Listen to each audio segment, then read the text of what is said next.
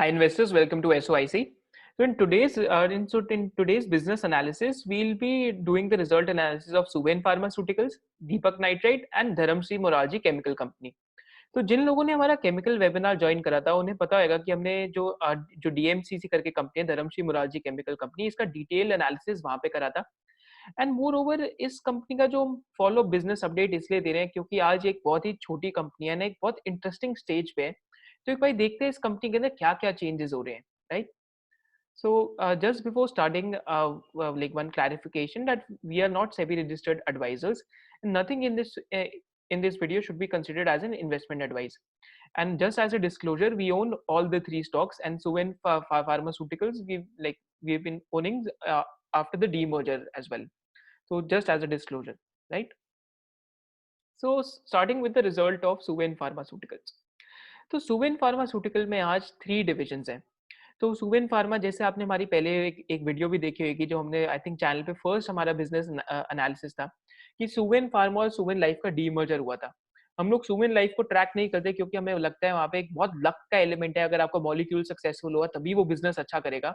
But Suven pharmaceuticals is again a contract manufacture. But Suven pharmaceuticals के case में different क्या है कि ये सिर्फ इस टाइम पे इंटरमीडिएट्स की मैन्युफैक्चरिंग कर रहे हैं। माने जैसे हमने बार-बार अपनी वीडियोस में देखा है कि जब भी हम फार्मास्यूटिकल की वैल्यू चेन देखते हैं, तो पहले की स्टार्टिंग मटेरियल आता है, फिर इंटरमीडिएट आता है, फिर एक्टिव फार्मास्यूटिकल इंग्रीडिएंट आता है, फिर आपकी फॉर्मुलेशन आती है। फॉर्मुलेशन क्या माने जो आपकी फाइनल फॉर्म ऑफ जो अगर अगर हम दवाई देखते हैं तो उसका फाइनल फॉर्म फॉर्मुलेशन है। उससे पहले एपीआई आता है, that is active pharmaceutical ingredient, जो दवाई का सॉल्ट है, बेसिकली जो दवाई का काम करता है, जैसे पैरासीटामोल, राइट? तो वो सॉल्ट का नाम है। फिर आते हैं इंटरमीडिएट्स।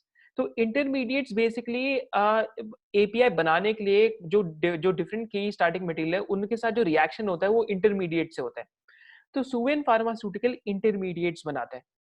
एंड यहाँ पे जो ये फार्मास्यूटिकल में सीडीएमओ कर रहा है, जो यहाँ पे कॉन्ट्रैक्ट मैन्युफैक्चरिंग कर रहे हैं, तो यहाँ पे इनका ये जो बिजनेस है थोड़ा सा लंपी है। एंड सुवेन फार्मास्यूटिकल के केस में क्या है कि जो एक बहुत ही इंटरेस्टिंग सीडीएमओ इस वजह से है क्योंकि ये प्योरली पेटेंटेड इंटरमीडिएट्स की मैन्युफैक्चरिंग कर रहा है। तो आज अगर हम इनका सीडीएमओ डिवीजन देखते हैं, तो इनकी सीडीएमओ डिवीजन में एक एलिमेंट ऑफ लंपीनेस बार-बार आता है, क्योंकि इस बारी कमर्शियल सप्लाईज थी, तो हर 1 साल में एक बारी इनकी कमर्शियल सप्लाईज आती हैं। एंड इस टाइम में इनके पास 3 या 4 मॉलिक्यूल्स हैं जो कमर्शियल हैं, जिसमें से शायद से कुछ मॉलिक्यूल्स एक्सपायर भी होने वाले हैं, इनका पेटेंट एक्सपायर भी होने वाला है। तो इनका जो एंड इनोवेटर है, उन लोगों का बेसिकली उनके पास पेटेंट है एंड सुवेन फार्मा उनके लिए मैन्युफैक्चरिंग कर रहा है। तो इस बार इनको कमर्शियल सप्लाईज का ऑर्डर मिला था। एंड इस वजह से अगर हम यहाँ पे इनकी सीडीएमओ की ग्रोथ देखते हैं तो लास्ट फाइनेंशियल ईयर में Q3 FY20 में सिर्फ 78 करोड़ के आसपास का रेवेन्यू था। अगर हम सिर्फ इस क्वार्टर में देखते हैं तो 217 करोड़ का 217 करोड़ का रेवेन्यू है। और 9 मंथ बेसिस पे देखते हैं तो ऑलमोस्ट 30% ग्रोथ आई है सीडीएमओ फार्मा में। ऑलमोस्ट 25 to 30% की ग्रोथ। तो अगेन यहाँ पे जैसे-जैसे इनको और मॉलिक्यूल्स इनके कमर्शियलाइज़ होते हैं, तो वैसे-वैसे इनकी यहाँ पे ग्रोथ बढ़ते जाएगी। एंड यहाँ पे एक इंटरेस्टिंग चीज़ क्या है कि सुवेन का जो इंटरमीडिएट मैन्युफैक्चरिंग का बिज़नेस है, I think CDMO value chain में इतना कोई भी मार्जिन नहीं कमाता जितना सुवेन फार्मास्यूटिकल कमाता है। सेकंड इनका डिवीजन जिससे सेकंड डिवीजन इनका कॉन्ट्रैक्ट मैन्युफैक्चरिंग और स्पेशलिटी केमिकल है। पर यहाँ पे सुवेन और बाकी प्लेयर्स में क्या डिफरेंस है कि सुवेन यहाँ तक कॉन्ट्रैक्ट मैन्युफैक्चरिंग स्पेशलिटी केमिकल्स की कर रहा है, यहाँ पे भी ये पेटेंटेड मॉलिक्यूल्स की मैन्युफैक्चरिंग कर रहा है, माने पेटेंटेड केमिकल मॉलिक्यूल्स की कर रहा है। शायद से एक इसमें एक्सपायर भी होने वाला है, एक्सपायर हो भी चुका है शायद से। तो अगेन यहाँ पे अगर हम देखते हैं तो इस बारी 9 मंथ बेसिस पे डी ग्रोथ आई है। एंड अगेन लास्ट अगर हम क्वार्टर 3 से कंपेयर करें तो इस बारी भी यहाँ पे डी ग्रोथ आई है क्योंकि इनका एक जो ऑर्डर था वो शायद से थोड़ा सा डिफर हो गया। पर सुवेन फार्मास्यूटिकल्स की जो मैनेजमेंट है, मिस्टर वेंकट जत्सी ने ये भी बताया कि अगले क्वार्टर में ये जो इतना भी सेल डी ग्रोथ हुआ है इसका पूरा रिकवरी हो जाएगा। सो अगेन ये शायद से यहाँ पे जो डी ग्रोथ है वो स्ट्रक्चरल नहीं है, तो अगले क्वार्टर में सब कुछ रिकवर हो जाएगा। But seems very interesting because management is walking the talk. तो मैनेजमेंट ने साल एंड की कुछ 15 से 20% ग्रोथ की गाइडेंस दी थी। एंड फर्स्ट 2 क्वार्टर्स में एक्चुअली इतना अच्छा रिजल्ट नहीं आया था। पर मैनेजमेंट ने सेकंड क्वार्टर की कॉन कॉल में बोला था कि हम थर्ड और फोर्थ क्वार्टर में मतलब हमें काफी अच्छी विजिबिलिटी है कि कमर्शियल सप्लाईज आने वाली है। एंड वही हुआ कि थर्ड क्वार्टर में आई थिंक 30-40% की फार्मा सीडीएमओ में सेल्स ग्रोथ आई है, 25 to 30% की।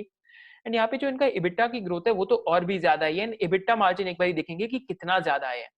फिर जो इनका थर्ड लाइन ऑफ बिजनेस है that is the formulation business. So this is a so ये बिजनेस अभी इन्होंने थोड़े टाइम पहले ही स्टार्ट करा। सो this is a new line of business. And formulation business में इनका क्या स्ट्रैटेजी है कि छोटे छोटे ए लॉन्च कर रहे हैं, माने मतलब छोटे मार्केट साइज की जो मेडिसिन है उसको लॉन्च कर रहे हैं यूएसए में। तो एक मॉलिक्यूल का जो आई थिंक सेल्स का पोटेंशियल $2 या $4 मिलियन से ज्यादा नहीं है, somewhere close to 20 to 30 crore. And इस टाइम पे इनके पास कुछ 5 से 6 कमर्शलाइज्ड मॉलिक्यूल्स हैं, जो ये अगले आने वाले टाइम में 5 से 6 को और कमर्शलाइज करने की ट्राई कर रहे हैं।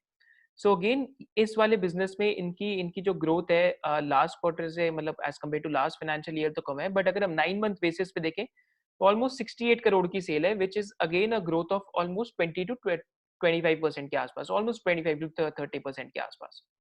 तो यहाँ पे एक बार ये सुवेन के जो मार्जिन एंड की फाइनेंशियल रेशियोज हैं एक बार वो देखते हैं।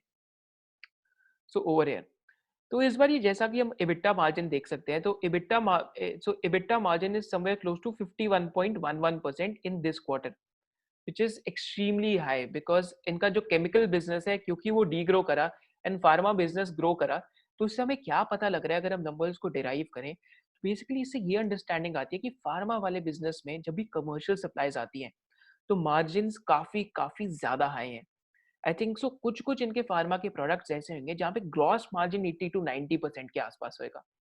सो अगेन पूरी वैल्यू चेन में शायद से हाईएस्ट मार्जिन सुवेन फार्मास्यूटिकल्स का है। एंड यहाँ पे अगर हम इनकी ईबिट मार्जिन देखते हैं तो ईबिट मार्जिन भी 48% के आसपास आए, जो कि लास्ट फाइनेंशियल ईयर में सेम क्वार्टर में 43% के आसपास था। क्योंकि लास्ट फाइनेंशियल ईयर 43% के आसपास था, तो उस टाइम पे जो केमिकल बिजनेस था उसका जो ग्रोथ था बेसिकली वहां पे कुछ ऐसा कोई भी इनका जो ऑर्डर इनका डेफर नहीं हुआ था। बट इस बार इनके केमिकल बिजनेस में डी ग्रोथ आई है। सो कि इससे क्या पता लग रहा है कि जो फार्मास्यूटिकल बिजनेस है वहां पे काफी ज्यादा मार्जिन है। एंड यहाँ पे अगर इनका पैट मार्जिन देखते हैं तो प्रॉफिट आफ्टर टैक्स मार्जिन भी 35% के आसपास आया, which is again an expansion. But important thing to remember is कि ये वाले नंबर्स सस्टेनेबल नहीं है, क्योंकि जैसी केमिकल बिजनेस जैसी जिनका केमिकल बिजनेस वापस गोज बैक टू एवरेज या वापस जब केमिकल बिजनेस नॉर्मलाइज हो जाता है, तो अगेन इनके जो मार्जिन हैं वो 34-35% से 27-28% तक चले जाएंगे। तो ये चीज याद रखना बहुत जरूरी है कि this quarter is one of quarter, this is not a sustainable quarter. And secondly यहाँ पे आज एक जो बहुत इंटरेस्टिंग चेंज आई है बिजनेस के अंदर, जो शायद से एक मतलब एक पॉजिटिव चेंज भी हो सकती है और एक चेंज शायद से खराब चेंज भी हो सकती है, कि जो अभी इन्होंने 600 करोड़ का कैपेक्स अनाउंस करा है। तो रिसेंटली सुवेन ने कुछ 300 करोड़ का कैपेक्स कंप्लीट करा था, बट अब 600 करोड़ का कैपेक्स एक और अनाउंस करा है। And this time the capex is like 80% capex is meant for replacement capex. अब दो तरीके का कैपेक्स होता है, एक तो होता है ग्रोथ कैपेक्स और एक होता है मेंटेनेंस कैपेक्स। तो जो रिप्लेसमेंट कैपेक्स है that falls under maintenance capex. माने इसका मतलब कि आप अपने बिजनेस को ओवरऑल जो बिजनेस की कंपेटिटिवनेस है उसको मेंटेन करने के लिए आप कैपेक्स कर रहे हो। तो यहाँ पे 480 करोड़ का कैपेक्स इज मेंटेनेंस कैपेक्स। तो इससे क्या होएगा कि आने वाले टाइम में जो क्योंकि ये कैपेक्स इनका 3 to 4 years में एग्जीक्यूट होएगा, अगले क्वार्टर में जो मैनेजमेंट है वो अच्छे से गाइडेंस देगी कि कैपेक्स कहाँ कहाँ हो रहा है। तो इससे क्या होएगा कि आने वाले टाइम में हो क्या सकता है कि जो डेप्रिसिएशन है वो ऊपर चले जाएगी। एंड मोर ओवर जो बिजनेस का जितना बिजनेस के अंदर आज जितना भी बिजनेस में फिक्स एसेट लगा है वो भी इंक्रीज हो जाएगा, जिसकी वजह से इनके जो फिक्स एसेट टर्न्स हैं वो घट जाएंगे और डेप्रिसिएशन बढ़ने की वजह से प्रॉफिट आफ्टर टैक्स भी घट जाएगा। बिकॉज ऑफ दिस इनका जो रिटर्न ऑन कैपिटल एम्प्लॉयड है वो शायद से घट जाएगा। तो यहाँ पे ये एक रिस्क जरूर है कि आने वाले 2-3 साल में क्योंकि रिप्लेसमेंट कैपेक्स आ रहा है, तो इस वजह से ये एक रिस्क है। एंड यहाँ पे एक अपॉर्चुनिटी भी क्या है कि क्योंकि अब मतलब वेंकट जत्सी जो सुवेन फार्मास्यूटिकल्स की मैनेजमेंट है, अब उनके पास कैश फ्लो आ गया क्योंकि सुवेन लाइफ वाले बिजनेस में पैसा नहीं जा रहा। So what we can also interpret is कि वो सुवेन फार्मास्यूटिकल्स को स्केल करेंगे काफी ज्यादा। So again two types of interpretation है, बट आई थिंक 2-3 years में शॉर्ट टर्म बेसिस पे आपकी जो रिटर्न रेशियोज हैं they can take a dip. मतलब इनका आरओसी 30-40% के आसपास नहीं रहेगा, मे बी 25 to 30% के आसपास आ जाएगा। एंड यहाँ पे इनकी जो ग्रोथ गाइडेंस है that remains the same 15 to 20% के आसपास की. And this just shows us कि management has walk the talk. तो लास्ट क्वार्टर में इन्होंने बोला था कि हम इस ईयर को 15 to 20% ग्रोथ पे एंड करेंगे. किसी एनालिस्ट ने पूछा था इसका मतलब आपको अगले 2 क्वार्टर में 60, 70, 80% की ग्रोथ दिखानी पड़ेगी इबिटा में. एंड एक्चुअली इन्होंने इस बारी इतनी ग्रोथ दिखा दी है. तो प्रॉफिट आफ्टर टैक्स भी इनका बहुत आई थिंक 40-50% से भी ज्यादा ग्रो करे. एक बार चेक कर लेते हैं कितनी ग्रोथ आई है पैट नंबर में. तो as we can see I think PAT number अगर हम कंसोलिडेटेड देखते हैं तो ऑलमोस्ट 80 to 90% के आसपास की ग्रोथ है. तो यहाँ पे 1136 करोड़ के आसपास आया है पैट कंसोलिडेटेड. तो लास्ट ईयर 580 करोड़ के आसपास था. राइट. तो again the management is walking the talk कि जो जो मैनेजमेंट बोल रही है वो एक्चुअली में हो रहा है.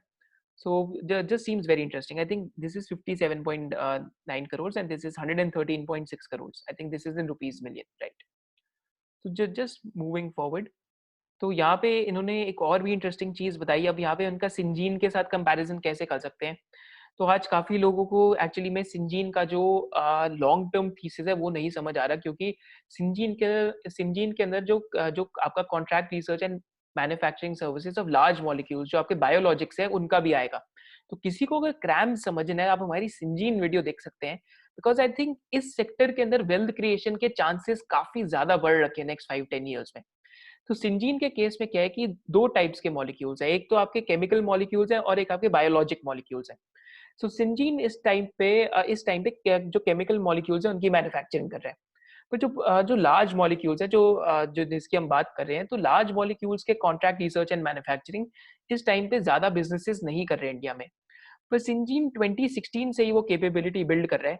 आई थिंक हमें 2024 2025 तक हमें पता लगेगा कि वहां पे शायद से एक hockey stick element of growth के चांसेस हो सकते हैं, बिकॉज मैनेजमेंट इतना बताते ही नहीं है. पर अगर आप 2016 या 17 की कॉन कॉल्स पढ़ेंगे तो जितने भी एनालिस्ट ने क्वेश्चंस पूछे बायोलॉजिक्स पे, तब पता लगेगा कि Syngene is actually working on the biologic side as well. तो 2025 के बाद वहां पे एक इंटरेस्टिंग एरिया ऑफ ग्रोथ बन सकता है. अब यहाँ पे मैं सुवेन फार्मा साथ क्यों कनेक्ट कर रहा हूँ, क्योंकि सुवेन फार्मा की मैनेजमेंट ने बोला है कि हमारा कोई प्लान ही नहीं है बायोलॉजिक्स क्राइम्स में जाने का. एंड इनका जो 90% रेवेन्यू है that comes from big pharma. Big pharma माने जो बड़ी बड़ी एमएनसीज हैं, फाइजर हो गया, आपका एबिट हो गया. So these are big pharmas. And यहाँ पे जो small and virtual pharma companies है ये शायद से 15 to 20% ऑफ रेवेन्यू होंगी. तो सिंजीन के लिए जो small and virtual pharma companies है, तो उन्होंने अपनी इन्वेस्टर प्रेजेंटेशन में काफी ज्यादा न्यू कस्टमर्स डिस्क्लोज कर रहे हैं जो स्मॉल एंड वर्चुअल फार्मा है. स्मॉल एंड वर्चुअल फार्मा क्या है कि इन लोगों की खुद की लैब है, बट इन लोगों की खुद की लैब तो है, बट ये लोग मैन्युफैक्चरिंग मतलब जो मैन्युफैक्चरिंग है ये खुद नहीं करते. ये लोग सिर्फ डिस्कवरी एंड डेवलपमेंट करते हैं. मैन्युफैक्चरिंग जो कॉन्ट्रैक्ट मैन्युफैक्चरर है उसको कॉन्ट्रैक्ट दिया जाता है. तो small and virtual pharma Suven के केस में इतना ज्यादा नहीं है.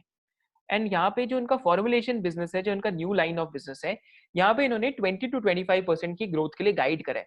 आई थिंक इंटरेस्टिंग है. और यहाँ पे एक चीज जो बहुत इंटरेस्टिंग है कि इनका एक जो न्यू फार्मा मॉलिक्यूल है वो शायद से अभी कमर्शलाइज नहीं, शायद से सेकेंड हाफ ऑफ FY22 में कमर्शलाइज हो सकता है. तो अगेन इंटरेस्टिंग है. अगर गलती से कमर्शलाइज हो गया, माने कॉन्ट्रैक्ट रिसर्च में मैन्युफैक्चरिंग में क्या होता है, ये जो क्रैम्स प्लेयर है इसके ऊपर R&D रिस्क तो नहीं है. जो इनोवेटर है जिसको ये सर्व कर रहा है, अगर जो इनोवेटर का एक और मॉलिक्यूल कमर्शलाइज हो गया है, इनोवेटर को एक पेटेंट मिल गया, तो कॉन्ट्रैक्ट जो क्रैम्स कंपनी है उसको मिलता है.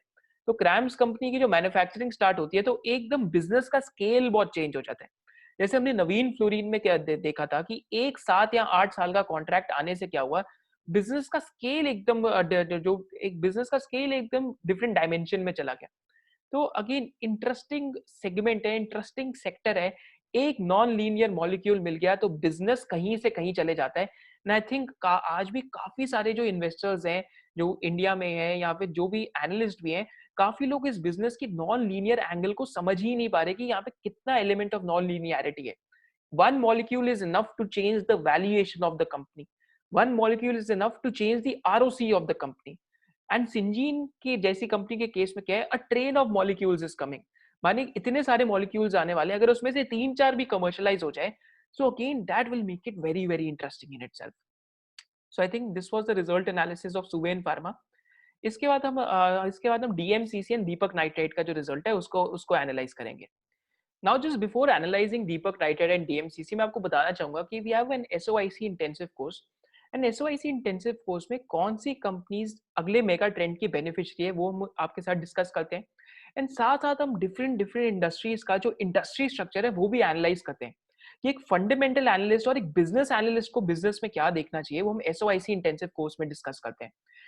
तो कोई भी जो इंटरेस्टेड है, कोई भी जो इन्वेस्टिंग स्टूडेंट इंटरेस्टेड है, तो जो भी कोर्स का लिंक एंड डिस्क्रिप्शन है, that that is mentioned in the description below. And साथ साथ इस कोर्स के अंदर हम डिफरेंट डिफरेंट इंडस्ट्रीज एनालाइज करते हैं। तो रिसेंटली हमने जो केमिकल इंडस्ट्री है उसका उसका वेबिनार करा था। केमिकल इंडस्ट्री के बाद हम लोगों ने वेबिनार जो बैंकिंग इंडस्ट्री है उस पर भी करा था। एंड थर्डली अब हम प्लेटफॉर्म बिजनेसेस के ऊपर भी वेबिनार करने वाले हैं on the 28th of February, जिसका link is also mentioned in the description below. So anyone who is interested can check out the description. Now let's move on to the analysis of Deepak nitrite and DMCC. तो यहाँ पे एक बहुत interesting चीज है दीपक nitrite और DMCC के अंदर कि दोनों ही कंपनीज एक अनसीन मेगा ट्रेंड के बहुत बड़े बेनिफिशियरी हैं। तो आई थिंक सो ट्विटर पे एक हैंडल है bye the name of unseen value, and I think so again यहाँ पे इन्होंने बहुत इंटरेस्टिंग जो मेगा ट्रेंड है वो आइडेंटिफाई करा है, कॉम्प्लेक्स इंटरमीडिएट्स का। एंड मोर ओवर ट्विटर पे आप मतलब ये इनका हैंडल भी देख सकते हैं। इन्होंने काफी सारी कंपनीज की बात करी है जो कॉम्प्लेक्स इंटरमीडिएट्स के अनसीन मेगा ट्रेंड के बेनिफिशियरी हैं। तो होता क्या है, जैसे हमने वैल्यू चेन की बात करी, की स्टार्टिंग मटेरियल, इंटरमीडिएट्स, उसके बाद एपीआईज आए, फिर एपीआईज के बाद फॉर्मुलेशन आया। पर अगर इंटरमीडिएट को मैन्युफैक्चर करने का प्रोसेस इतना ज्यादा कॉम्प्लेक्स है जो काफी कम कंपनीज कर सकती हैं, तो अगेन यहाँ पे this is a mega trend. तो इस मेगा ट्रेंड के बेनिफिशियरीज दीपक नाइट्राइट, नवीन फ्लोरिन, उसके बाद आपका जब हम डीएमसीसी की बात करेंगे, it is also a beneficiary of the same trend of complex intermediates. क्योंकि चाइना में इस टाइम पे क्या हो रहा है, पोल्यूशन शटडाउन के चक्कर में एंड जो एंटी चाइना सेंटिमेंट बना हुआ है, इवन दो चाइना बहुत ज्यादा मार्केट शेयर लूज नहीं करेगा, पर अगर थोड़ा सा भी मार्केट शेयर लूज करते हैं तो उससे क्या हो रहा है, क्योंकि चाइनीज सप्लाई के ऊपर काफी जो इनोवेटर्स हैं, they think that Chinese supplies are unreliable. माने कि अगर हम सिर्फ चाइना से अपना कॉम्प्लेक्स इंटरमीडिएट ले रहे हैं जिससे हम एपीआई और फॉर्मुलेशन बनाते हैं, तो इस टाइम पे रिस्क क्या है कि अगर चाइना से गलती से सप्लाई बंद हो जाए, so these are regulated products, right. माने यहाँ पे एक वेंडर को आपको अप्रूवल देने में 6 से 9 महीने या तो कभी कभी 1 से 1.5 साल भी लग जाता है। तो आपको एक ऑल्टरनेट सोर्स ऑफ सप्लाई तो चाहिए ही चाहिए। And different lines of chemistry में आज हम ये एक बहुत बड़ा मेगा ट्रेंड देख रहे हैं। हमने फ्लोरिनेशन में देखा है, नवीन फ्लोरीन के केस में, हमने दीपक नाइट्राइट में देखा है जो उनका फाइन एंड स्पेशलिटी डिवीजन है, उस सेम ट्रेंड का बेनिफिशियरी है। और हम सेम ट्रेंड डीएमसीसी के अंदर भी देख रहे हैं कि डीएमसीसी की, क्योंकि आज छोटी कंपनी है, तो शायद से वहां पे और भी फायदा हो सकता है इस ट्रेंड का। बट एक बार डिस्कस करते हैं again. So just coming to first Dharamsi Morarji chemical company. तो इस कंपनी का हमने डिटेल्ड एनालिसिस हमारे केमिकल वेबिनार में करा था। तो if anyone is interested in watching a detailed analysis, it's over there. पर यहाँ पे अगर हम इनका जो इस बार का रिजल्ट आया, एक बार उसको डिस्कस करते हैं।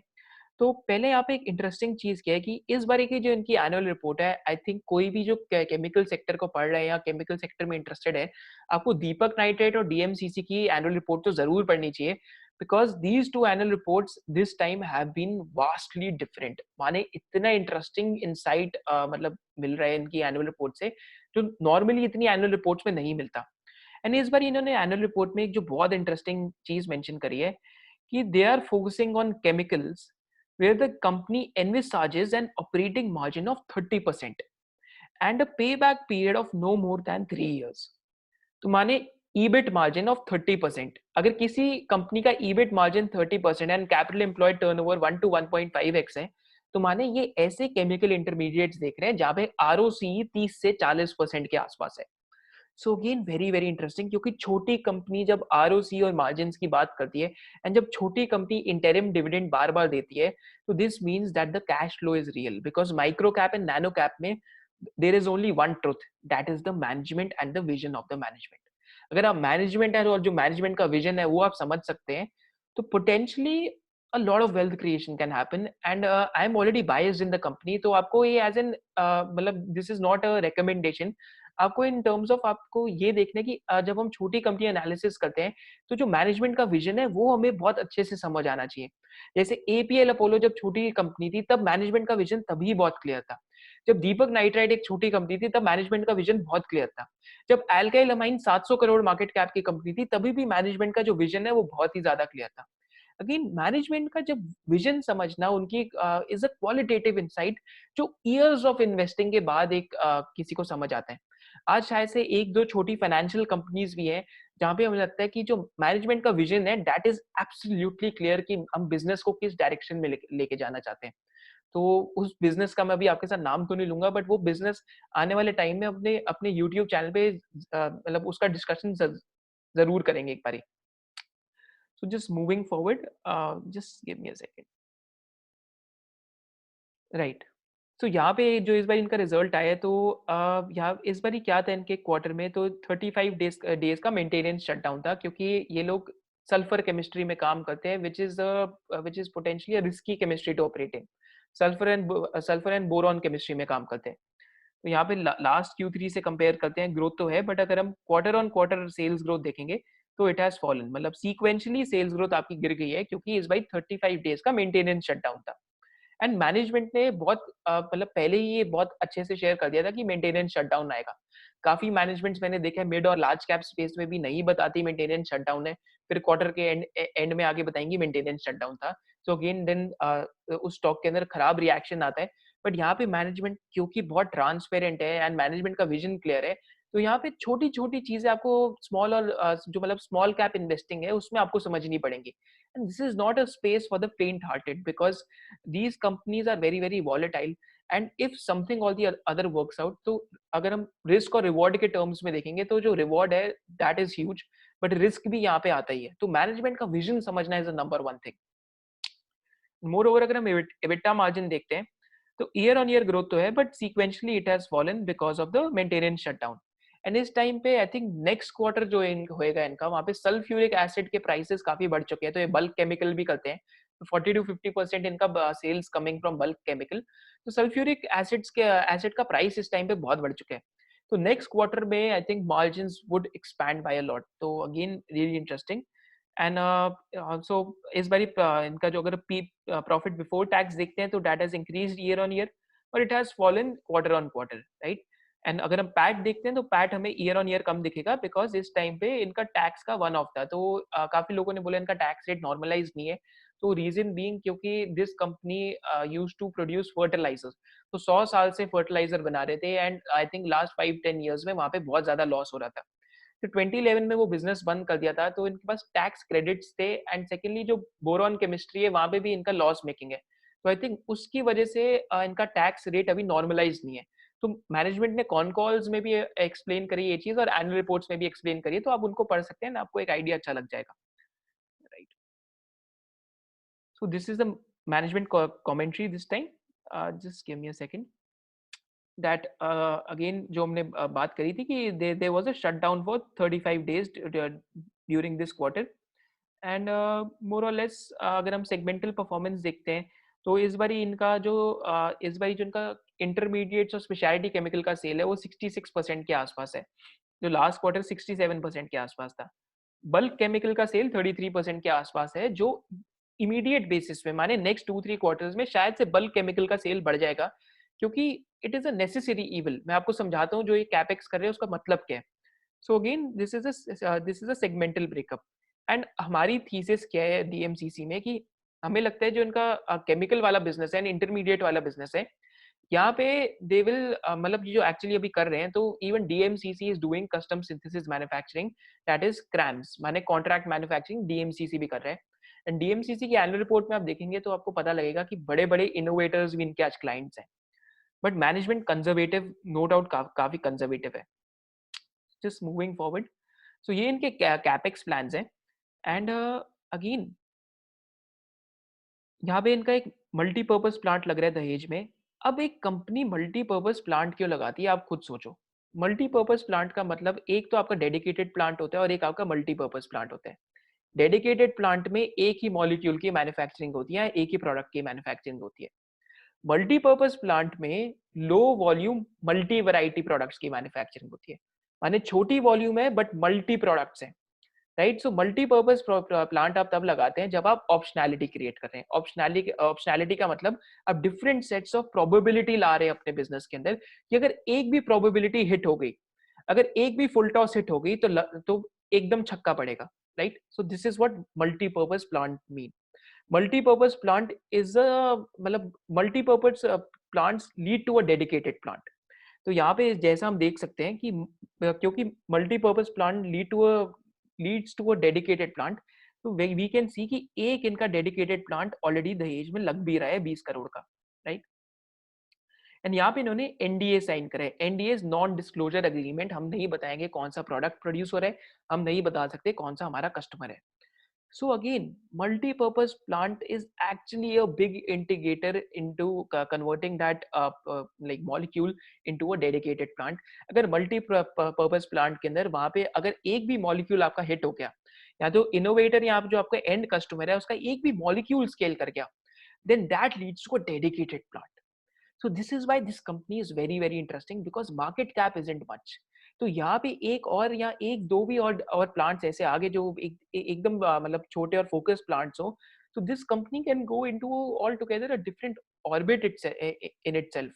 So again, this company is worth tracking in our view. Again, this is only meant to teach you how to analyze small and micro caps. यहाँ पे perfection आपको कहीं पे भी नहीं मिल सकती। इन्वेस्टिंग में there is no perfection. मैंने ये चीज देखी है कि जो लोग बहुत ज्यादा फंडामेंटल इन्वेस्टिंग में चले जाते हैं, वो लोग एक्चुअली में जो बिग पिक्चर है उसको ही मिस कर देते हैं। Do not be a fundamental investor, do not be a technical analyst, be a business analyst. Business analyst is the person who looks at the bigger picture of the business. This is what you have to do as well. And यहाँ पे D bottle necking कर रहे हैं रोहा पे, and then there is an intermediate plant coming up at Dahej, right? So यहाँ पे एक इनका नेसेसरी पेन पीरियड कहाँ से आएगा, जो ये बल्क केमिकल प्लांट लगाएंगे दहेज में। तो बल्क केमिकल से क्या होने वाला है कि अगले 2-3 क्वार्टर में शायद से मार्जिन कंप्रेस हो जाए अगर सल्फ्यूरिक एसिड में वॉलेटिलिटी आती है। क्योंकि छोटी कंपनी है तो वॉलेटिलिटी यहाँ पे ज्यादा आती है, बट छोटी कंपनी में आपका टाइम होराइजन भी ज्यादा होना चाहिए। एंड आई थिंक सेकेंडली आपका जो मैनेजमेंट का विजन है वो आपको समझ आना बहुत जरूरी है छोटी कंपनीज में।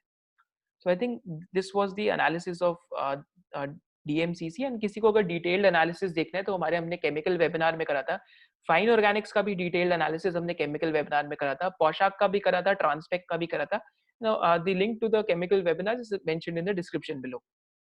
Now just coming to Deepak Nitrite, and this is the last complex intermediate manufacturer we'll be analyzing today. So again, तो यहाँ पे दीपक नाइट्राइट में देखते हैं तो इनके 4 डिविजन हैं आज। एक बेसिक केमिकल डिवीजन है, एक परफॉर्मेंस प्रोडक्ट डिवीजन है, एक फाइन एंड स्पेशलिटी डिवीजन है, एंड एक इनकी एक सब्सिडियरी है bye the name of Deepak phenolics, तो वो फिनॉल का डिवीजन है। तो ये 4 डिवीजन है आज इनके। 5वां डिवीजन भी आ रहा है, that is by the name of Deepak clean tech, जहाँ पे हमें लगता है अगेन कॉम्प्लेक्स इंटरमीडिएट्स की मैन्युफैक्चरिंग होगी, या फिर जो फिनॉल के डेरिवेटिव्स हैं उनकी मैन्युफैक्चरिंग होगी। क्योंकि इन्होंने 127 एकड़ की लैंड खरीदी अभी दहेज के अंदर। जस्ट मतलब that is again a very big piece of land. तो इतने बड़े पीस ऑफ लैंड पे I think more and more incremental capex मतलब capex will keep on being announced. So again very very interesting. So just coming to this one, तो यहाँ पे अगर हम ईयर ऑन ईयर देखते हैं, so there has been degrowth because इनका जो बेसिक केमिकल डिवीजन है, तो यहाँ पे ये ऐसे प्रोडक्ट्स बना रहे हैं जो थोड़े से सिक्लिकलिटी एलिमेंट है, क्योंकि जो एंड यूजर है उन प्रोडक्ट्स के अंदर सिक्लिकल है। किसी को दीपक नाइट्राइट की बहुत डिटेल्ड वीडियो देखनी है तो हमने आई थिंक 1 आवर की कुछ इनकी वीडियो बनाई थी, which gives you very good insight कि बिजनेस कहाँ से कहाँ तक आया है, कहाँ से कहाँ तक जा रहा है, राइट? बट अगर हम क्वार्टर ऑन क्वार्टर देखें तो ग्रोथ आई है इस बारी सेल्स के अंदर, राइट? सो दिस मीन्स जो एंड यूजर इंडस्ट्री है दैट इज रिकवरिंग।